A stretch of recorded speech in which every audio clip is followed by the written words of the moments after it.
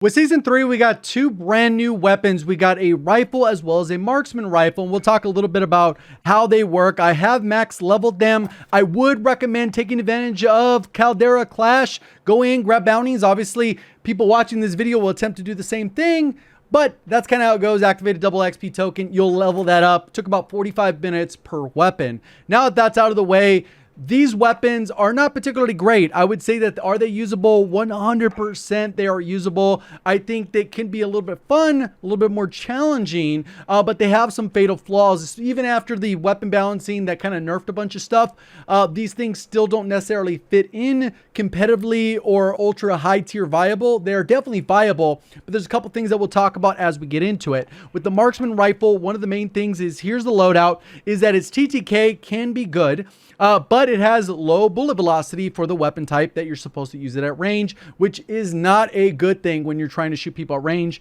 It has a low fire rate, so it's a little bit harder and more unforgiving. If you do miss a shot, it's harder to follow up, and that's compounded by the low bullet velocity. It does have recoil, not a ton, because it allows itself to reset because the fire rate is that slow at a little over 300. It does have a small mag. You can go with the bigger mag.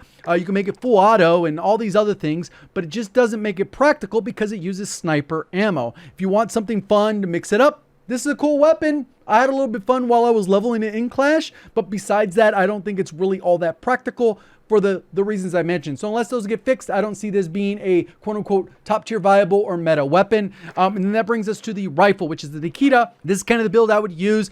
This one has its own flaws. The 45-round mag, it kind of limits it to smaller modes, so that'd be like solos or duos, or you'd have to be really smart with it, because its output is comparable to the weapons that do 60. It's not like it's a high-damage weapon like the AK-47. You can get away with 45 bullets. That's not the case. It does have a little bit of a wonky recoil pattern similar to the Groza.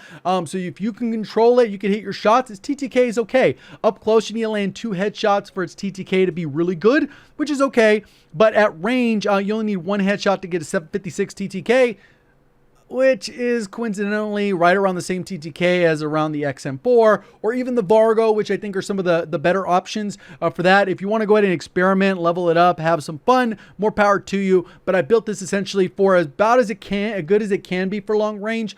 They will probably adjust the recoil pattern on this because it's just not good in anything particular, other than it does have a pretty good fast fire rate at 950 RPM or so. Here, I want to keep it straightforward as to not waste your time. Hopefully you enjoy the video. Hit the like button. Appreciate all the support. Thank you for watching. As always, have a great day.